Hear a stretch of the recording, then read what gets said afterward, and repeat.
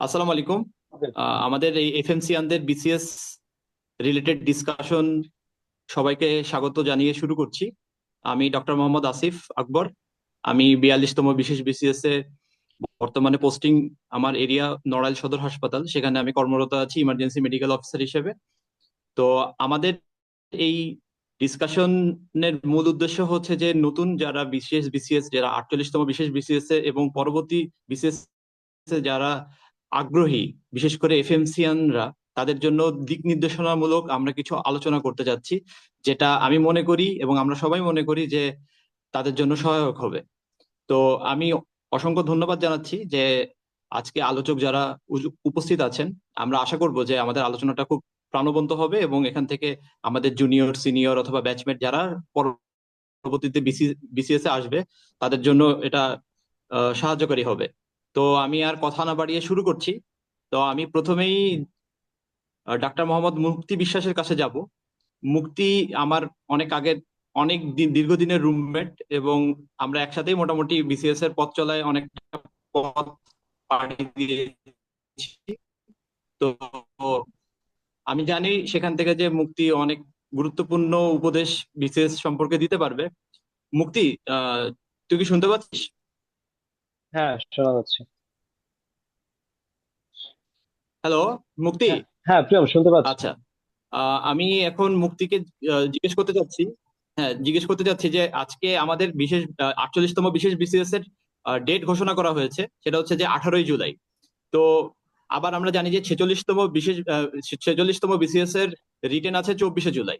তো যারা দুইটা মানে বিসিএস এর রেসে যারা আছে, তো তাদের জন্য কিভাবে তারা প্রস্তুতি নিতে পারে এটা, এবং একই সাথে জেনারেল পার্টের জন্য বিশেষ করে বাংলা, ইংরেজি, অঙ্ক, এই পার্টগুলোতে কিভাবে সমন্বিতভাবে প্রিপারেশন নেওয়া সম্ভব, বিশেষ করে মেডিকেল স্টুডেন্টদের জন্য।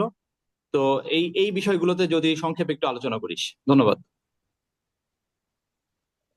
ওকে, ধন্যবাদ প্রিয়ম। আহ দুইটা ব্যাপারে কথা বলছিস, একটা হচ্ছে 48তম বিসিএস এর প্রিলি ডেট, আর একটা হচ্ছে 46তম বিসিএস এর রিটেন ডেট।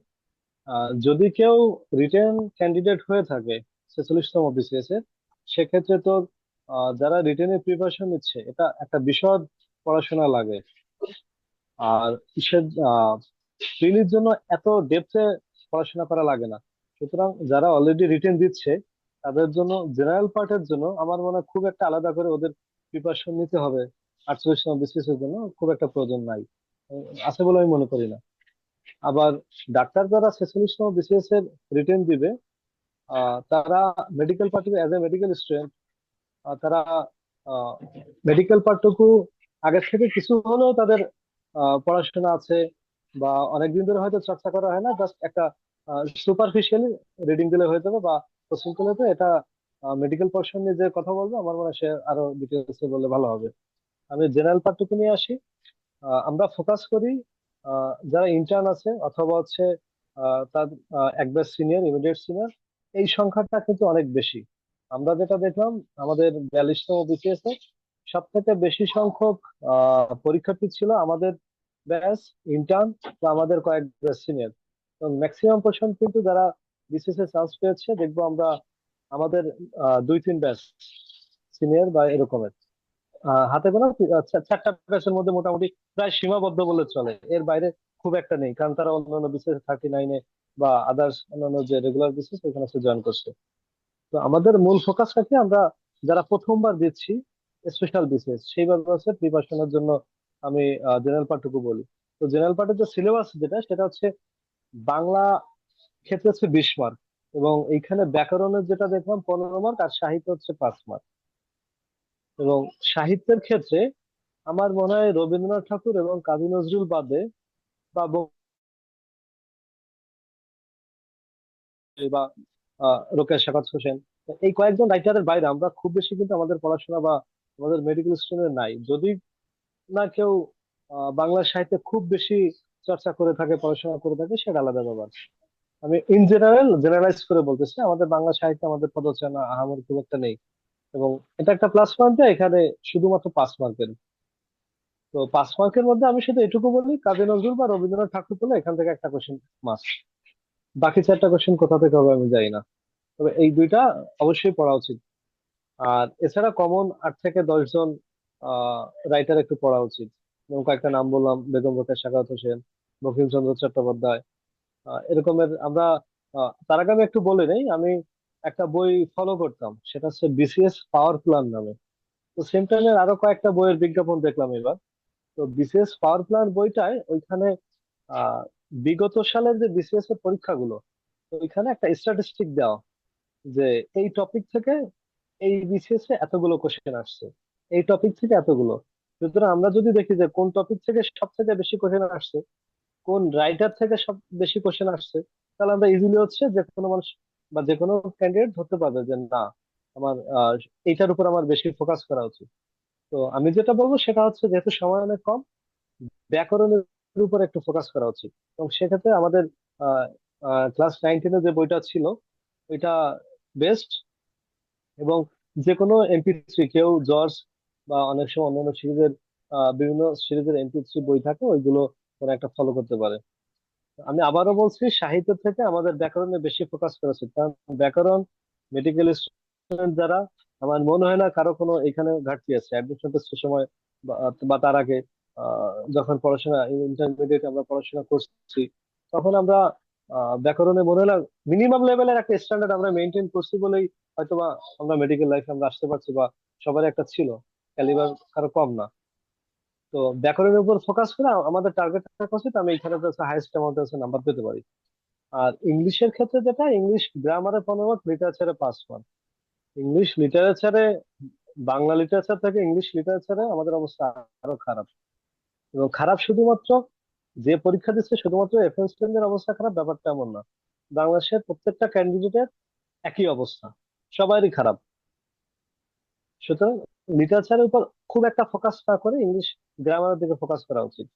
এবং লিটারেচারের ক্ষেত্রে আহ কয়েকটা পিরিয়ড, টোটাল কয়টা পিরিয়ড আছে, পিরিয়ডের ডিউরেশন গুলো, এবং এলিজাবেথেন যে পিরিয়ডটা আছে ওইটা, ওইখানকার ইম্পর্টেন্ট কয়েকটা রাইটার জাস্ট নাম, এই কে কোন পিরিয়ডের রাইটার, শুধু এইটুকু, বা এলিজাবেথেন পিরিয়ডের রাইটার কে, বা মডার্ন পিরিয়ডের রাইটার কে, বা পোস্ট মডার্ন পিরিয়ডের রাইটার কে, জাস্ট একেবারে সুপারফিশিয়াল। এবং প্রায় দেখা যাচ্ছে উইলিয়াম শেক্সপিয়র থেকে মোটামুটি একটা এমসিকিউ থাকে এখানে।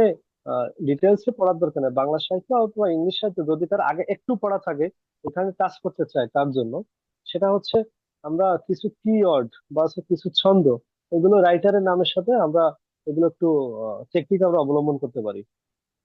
আর একটা যেটা, সেটা হচ্ছে গাণিতিক যুক্তি এবং হচ্ছে মানসিক দক্ষতা, এটা হচ্ছে মেন্টাল এবিলিটি এবং হচ্ছে ম্যাথ নিয়ে যেটা বলি। তো এইখানে বিন্দু মাত্র ছাড় দেওয়ার কোনো সুযোগ নেই। মেন্টাল এবিলিটি খুবই সহজ, জাস্ট কোশ্চেনের প্যাটার্নটা ধরতে পারা, বুঝতে পারা। বিগত সালের যে কোশ্চেন গুলো আছে ওই কোশ্চেন গুলো যদি আমরা যদি একটু সলভ করি, বা আমরা যদি একটু দেখি যে কোশ্চেন গুলোর প্যাটার্নটা কেমন, বা কিভাবে উত্তরগুলো দিতে হয়, এবং খুবই সিম্পল। এবং আমার মনে হয় এফএমসিদের জন্য এটা খুবই ইজি হবে। ম্যাক্সিমাম এফএমসি তে পড়ার পরে অনেক ম্যাক্সিমাম আইসিএসবি দেয় বা দেশের বাইরে চলে যায়। তো এত আহ, ভেঙে পড়ার কোনো কারণ নেই যে মেন্টাল এবিলিটি পারবে না। আর গাণিতিক যুক্তির ক্ষেত্রেও সবাই ওই এসএসসি পর্যন্ত বা আমরা ইন্টারমিডিয়েট করছি ওগুলো লাগবে না, এই প্রাইমারি বা হাই স্কুল আমার যে ম্যাথ গুলো আছে ওইগুলো হচ্ছে জাস্ট চর্চা করলে হবে এখানে। আহ, ওই আবার যেটা বললাম যে বিশেষ বা অন্যান্য যে বইগুলো আছে, যে এই গাণিতিক যুক্তি বা ম্যাথের কোন পোর্শন থেকে সব থেকে বেশি কোশ্চেন আসে, ওই অংশগুলো যাতে ছাড় না দেওয়া হয়। জ্যামিতি থেকে কোশ্চেন থাকে। তারপর হচ্ছে আরো কয়েকটা জায়গা আছে ওইখানে, প্রায় 3-4 বছর আগে তো আচ্ছা আমার মুক্তি, অতটা আমি খেয়াল নেই। আমি আরেকটু হ্যাঁ, হ্যাঁ। জানতে চাচ্ছিলাম, সেটা হচ্ছে যে আহ, যদি খুব সংক্ষেপে বাংলাদেশ বিষয়াবলী এবং আন্তর্জাতিক থেকে কিভাবে মানে স্বল্প সময়ে একটা কার্যকরী আহ, প্রস্তুতি নেওয়া যেতে পারে, কারণ এই জায়গাটাতেও আমাদের মনে হয় যে মেডিকেল পার্সনদের আমাদের একটা ঘাটতি থাকে। তুই যদি খুব সংক্ষেপে বলতি, এবং সেই সাথে কোনো কোচিং অফলাইন বা অনলাইন এই প্রস্তুতি সহায়ক হতে পারে এই এই এই মুহূর্তে, সেটার নাম নাম যদি তোর জানা থাকে।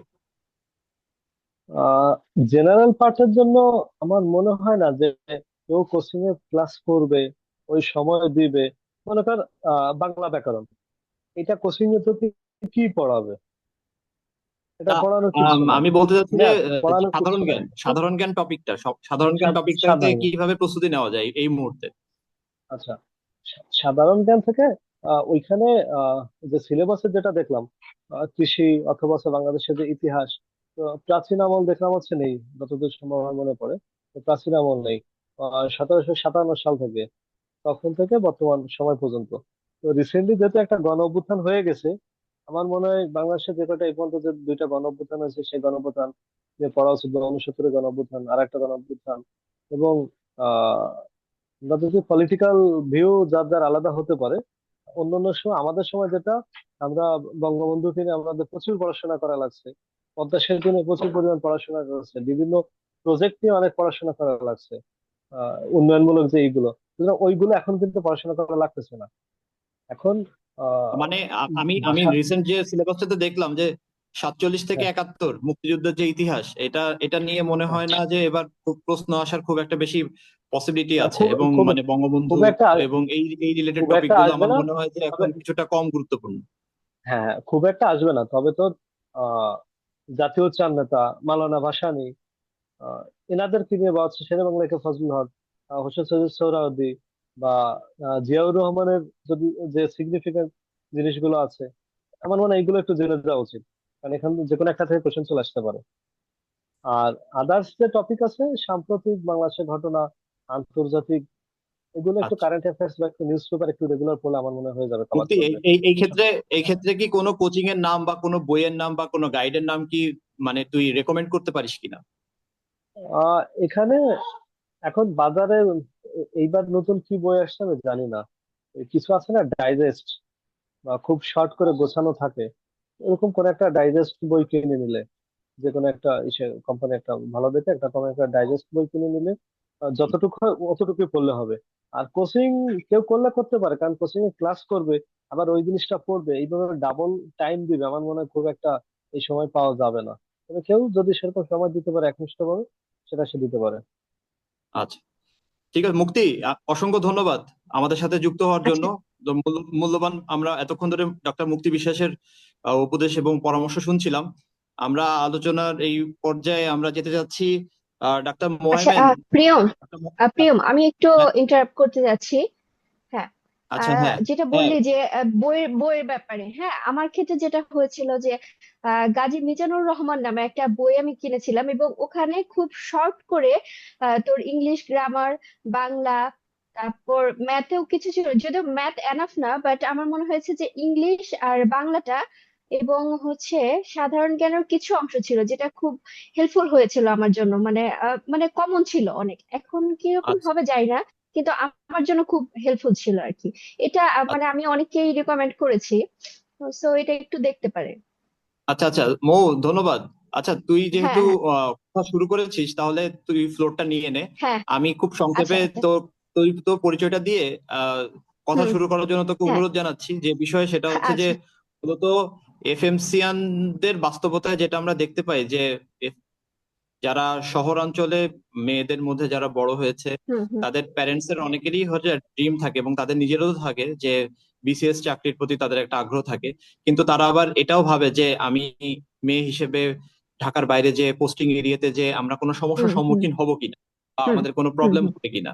তো এই বিষয়গুলো নিয়ে তুই যদি একটু সংক্ষেপে আলোচনা করতি, এবং যদি কোনো ধরনের কোনো সমস্যার সম্মুখীন হয়েছিস কিনা তোর নিজস্ব অভিজ্ঞতা থেকে, হুম, সেটাকে কিভাবে হুম। একজন ফিমেল ডক্টর ওভারকাম করতে পারে বা কমব্যাট করতে পারে, তোর নিজের অভিজ্ঞতা থেকে একটু হ্যাঁ, সংক্ষেপে আলোচনা কর। হ্যাঁ। আচ্ছা, ঠিক আছে, থ্যাংক ইউ। আসসালামু আলাইকুম, আমি ডক্টর সাদিয়া আহমেদ মৌ, বর্তমানে পোস্টেড আছি অ্যাসিস্ট্যান্ট রেজিস্ট্রার হিসেবে ময়মনসিংহ মেডিকেল কলেজ হাসপাতালে, হেমাটোলজি বিভাগে। তো প্রথমে বলছি একটু আমি হচ্ছে পোস্টিং এর ব্যাপারে।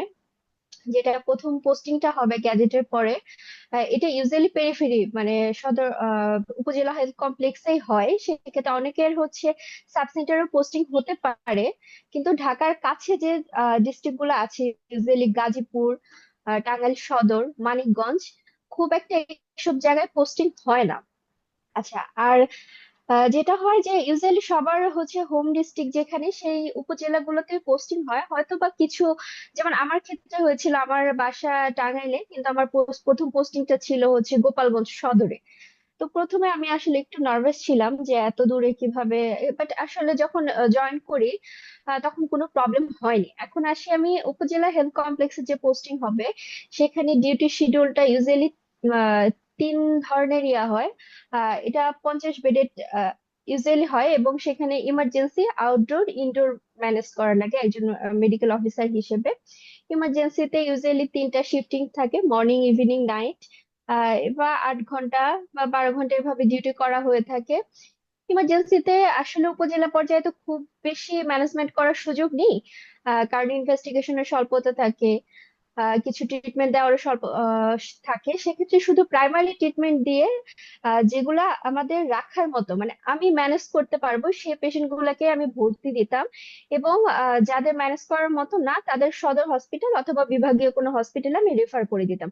আর যেটা আমি প্রবলেম ফেস করেছি প্রথম দিকে, যে আমরা আসলে পুলিশ কেস যেগুলা, এগুলোতে খুব বেশি ট্রেন্ড না। তো এগুলোতে একটু প্রবলেম হতো, বাট এটা কয়েকদিন পরে আসলে ঠিক হয়ে যায়। আর যেটা বলি, ফিমেল ডক্টর হিসেবে মানে এক্ষেত্রে কোনো প্রতিবন্ধকতা নেই, কিন্তু একটা হচ্ছে যে কিছু আমাদের সময় কিছু পলিটিক্যাল চাপ থাকতো, বাট এটা খুব সুন্দরভাবে ডিল করা যায় আরএমও এবং ইউজিপিওর সাথে আহ, আলোচনা করার মাধ্যমে। ইনশাল্লাহ কোনো প্রবলেম হয় না। আর এদিকে আসে আউটডোর। আউটডোরে বেসিসে আর ইউজুয়ালি সকাল 8টা থেকে 2:30 পর্যন্ত আউটডোর থাকে। সেখানে non communicable disease, IMCI corner থাকে, এবং কিছু কনসালটেন্টস আরো থাকেন ওখানে, মেডিসিন, সার্জারি, গাইনি, পেডি।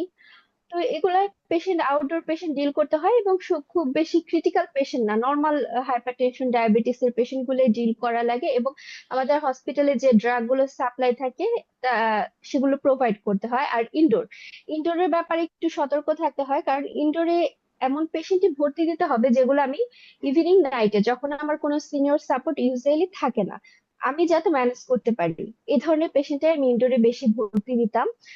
আর ফিমেল হিসেবে আমি যেটা একটু প্রবলেম ফেস করেছি, যে আবাসন ব্যবস্থাটা, কারণ ছেলেরা অনেক দূর থেকে হয়তো এসে ডিউটি ম্যানেজ করতে পারবে, বাট মেয়েদের বেলায় এটা একটু কষ্ট হয়ে যায়।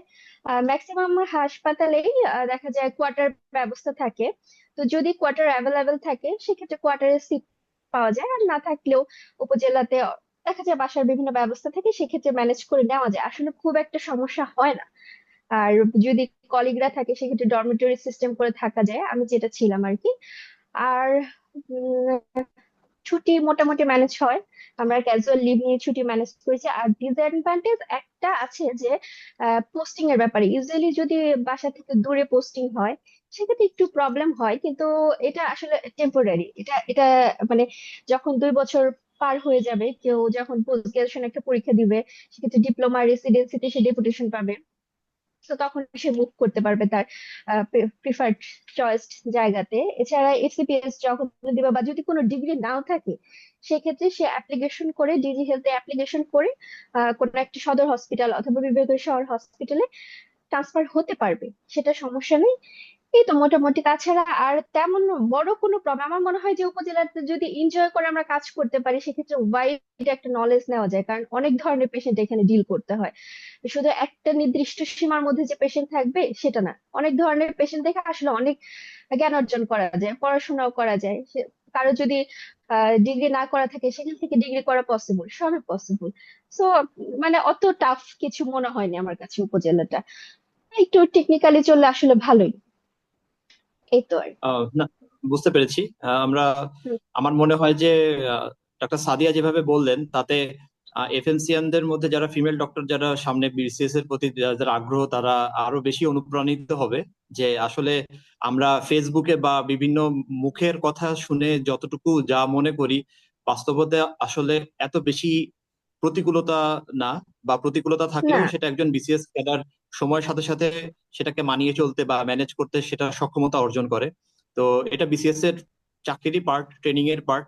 আমার মনে হয় না যে এটা খুব বড় একটা প্রতিবন্ধকতা হিসেবে কোনো বিসিএস প্রত্যাশী দেখা উচিত। তো ধন্যবাদ ডাক্তার সাদিয়া মৌকে আহ হুম, আমাদের সাথে যুক্ত হওয়ার জন্য। এই হুম। আলোচনার এই পর্যায়ে আমি এবার আহ আহ্বান জানাচ্ছি ডাক্তার মোহাইমেনকে। মোহাইমেন, শুনতে পাচ্ছিস? হ্যাঁ, শুনতে পাচ্ছি। আমার কথা শোনা যাচ্ছে? হ্যাঁ, শোনা যাচ্ছে। মোহাইমেন, সংক্ষেপে তোর পরিচয় দিয়ে আমি তোর কাছে যে প্রশ্ন করতে চাচ্ছি সেটা হচ্ছে যে এই জুলাই মাসে এফসিপিএস পরীক্ষার মতো এরকম একটা পরীক্ষা আছে, তার মধ্যে আবার আহ, আমাদের 48 বিশেষ বিসিএস এর প্রিলিড ডেটও পড়ে গেল। এখন যারা দুইটা পরীক্ষাতেই যারা আছে, মানে যাদের টার্গেট হচ্ছে যে আমি এফসিপিএস ও দিব, আমি বিসিএস এর জন্য আমি যাব, তাদের জন্য কোন পরীক্ষাটাকে বা কোন দিকে প্রায়োরিটি দেওয়াটা এই মুহূর্তে দেওয়া উচিত?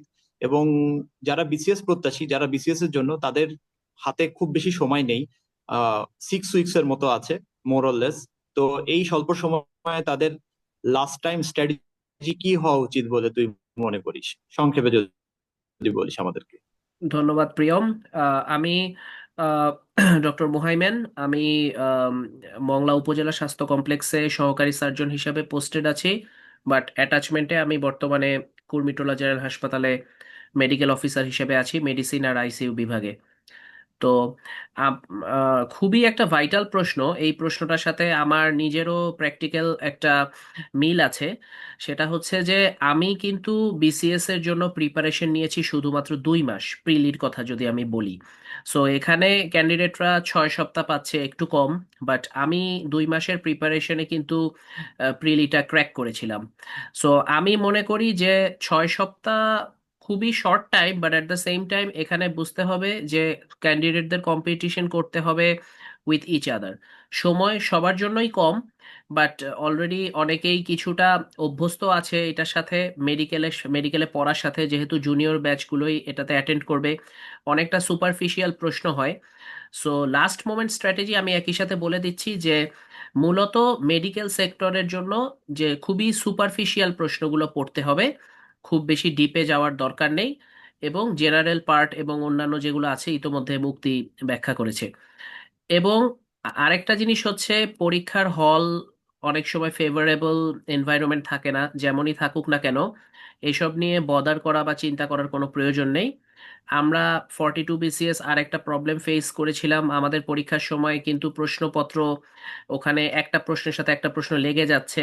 একটা প্রশ্নের মধ্যে অনেক গ্যাদার করে একটা পৃষ্ঠার মধ্যে তারা 100টা প্রশ্ন দিয়ে দিয়েছে, এরকম অবস্থা।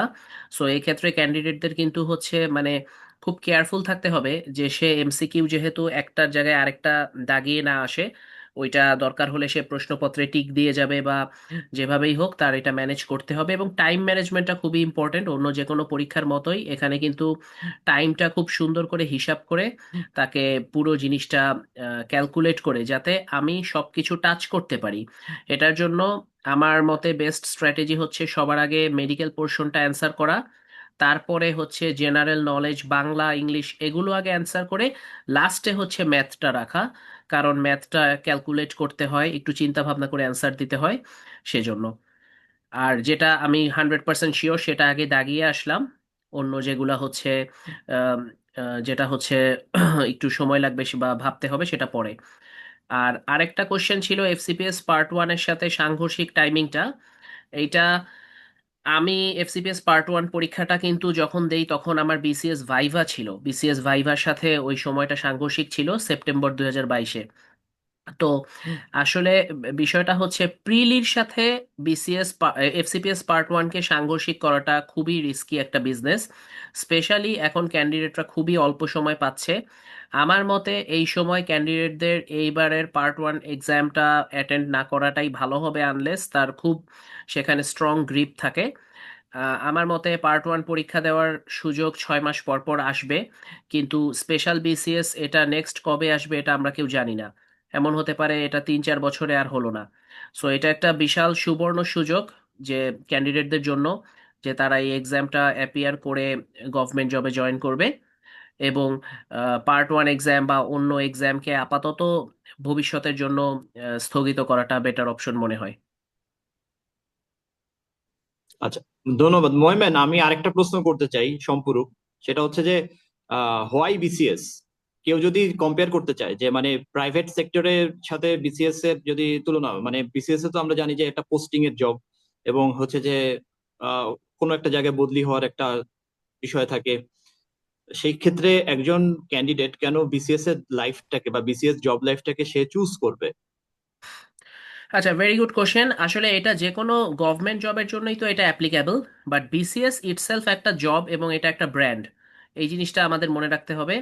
এবং বিসিএস এ আপনি জয়েন করলে তখন অটোমেটিক্যালি আপনি গভর্নমেন্ট জবের আপনি বেতন স্কেল অনুযায়ী আপনি কিন্তু স্যালারি পাচ্ছেন। নবম গ্রেডের স্যালারি বিসিএস এ হচ্ছে শুরু থেকেই একজন ক্যান্ডিডেট পাচ্ছে।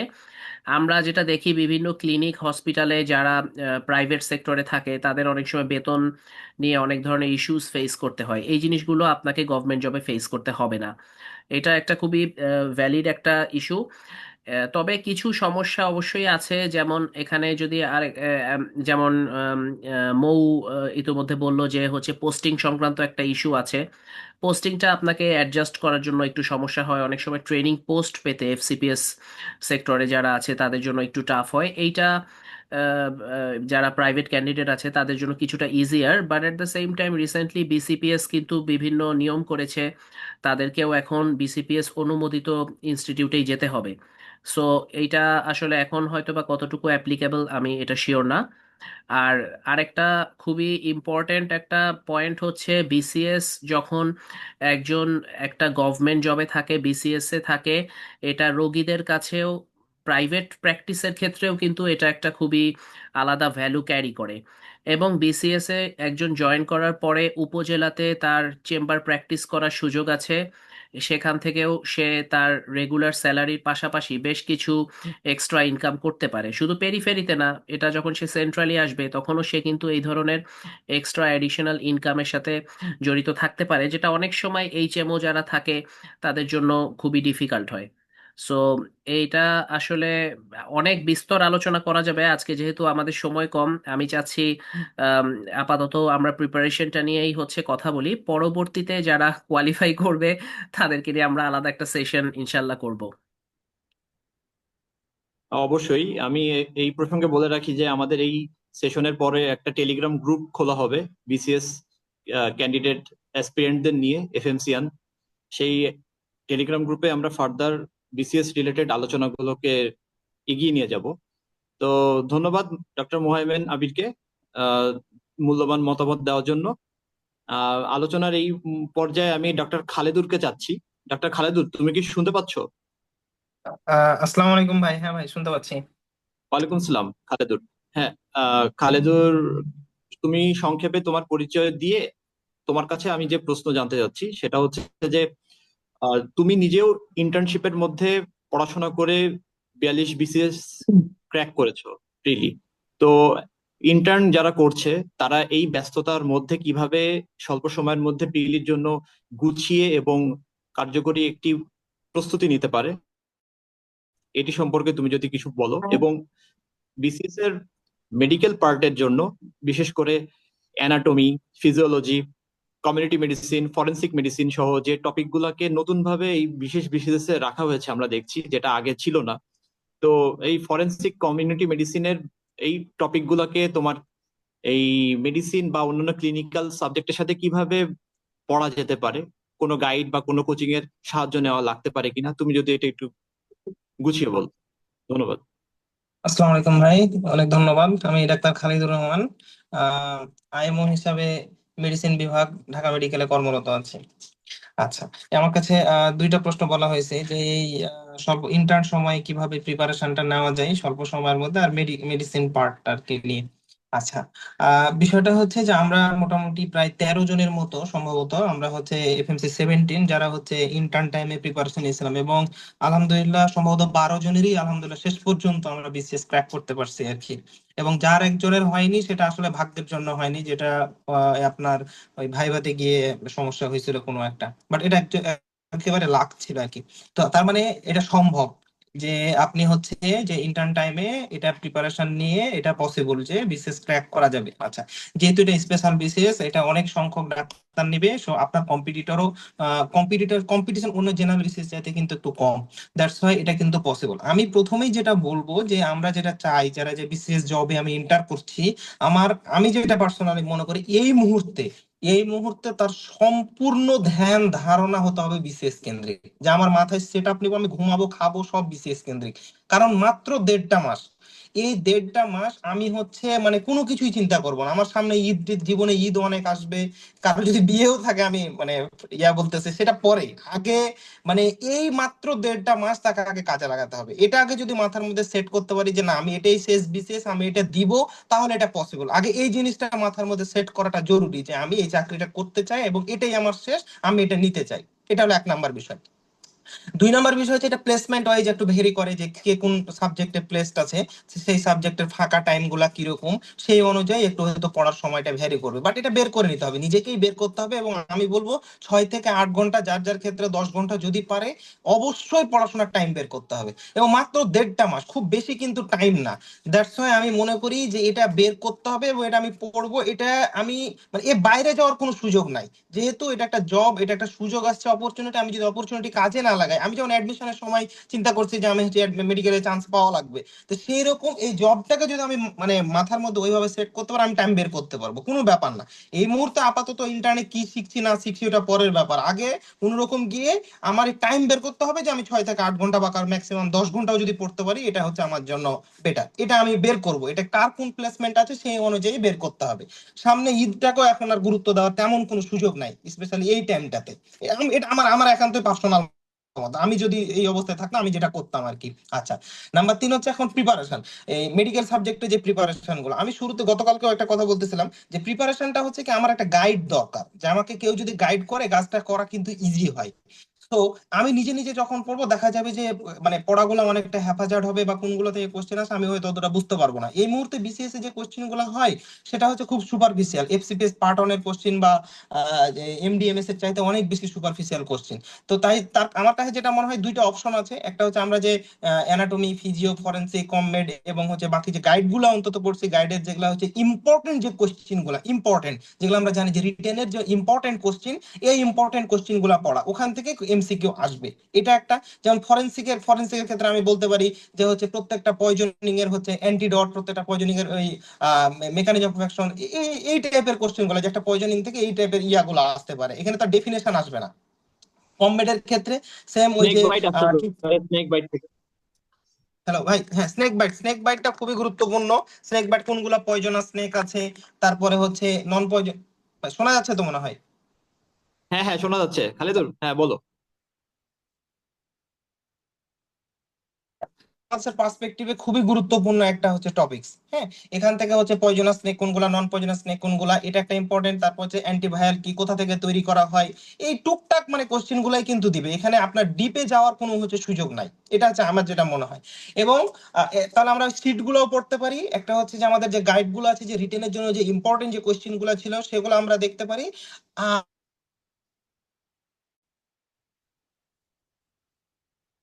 সময় অনেক বড় বই, সেক্ষেত্রে যদি কঠিন হয়, তাহলে আমার মনে হয় যে এই যে আমাদের যে মানে নর্মাল যে কোচিং গুলো আছে, যেমন সিন্যাপস অথবা জেনেসিস অথবা এই যে এক্সক্লুসিভ এডুকেশন, এরা হচ্ছে ওই যে মেডিকেল পার্টের জন্য বই দেয়। মেডিকেল পার্ট অথবা হচ্ছে কি বলে সাধারণ অংশের জন্য বই দেয়। এই বইগুলা যে কোনো একটা বই পড়লেই মোটামুটি মেডিকেল অংশটা কাভার হবে। মেডিকেল অংশ যেহেতু সবারই একটা নলেজ আছে, এটা পড়লে কাভার হবে। এবং আমি কালকে বলতেছিলাম যে প্রিপারেশনের জন্য মেডিকেল অংশে যেহেতু মার্কস বেশি ক্যারি করা সম্ভব, মেডিকেল অংশ 1 নম্বরে পড়বো।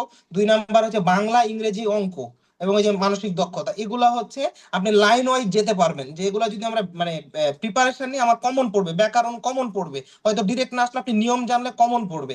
ইংলিশের ক্ষেত্রে নিয়ম জানলে সেই ব্যাকরণ অংশটা কমন পড়বে। তারপরে ম্যাথের ক্ষেত্রে কমন, এগুলোতে বেশি গুরুত্ব দেবো। আর যখন আমি এমনিতে ভাত খাচ্ছি বা অন্য মানে আউটসাইডের কাজ করছি, তখন হয়তো আমি সাধারণ জ্ঞানগুলো হচ্ছে বাংলাদেশ, আন্তর্জাতিক এগুলা করলাম, বা টিভি দেখতেছি তখন এটা করলাম। এই স্বল্প সময় আমার মনে হয় যে এইভাবে করলে বেশি বেটার হবে অপশনটা আর কি। আমি জানি না কারোর জন্য ভিন্ন মতামত থাকতে পারে, বাট আমি হলে এটা করতাম। এটা আমার একান্তই ব্যক্তিগত মতামত। আচ্ছা, আচ্ছা, আমাদের কিন্তু হ্যাঁ সময় খালিদুর হচ্ছে অবশ্যই। শেষ হয়ে যাচ্ছে। হ্যাঁ, আমি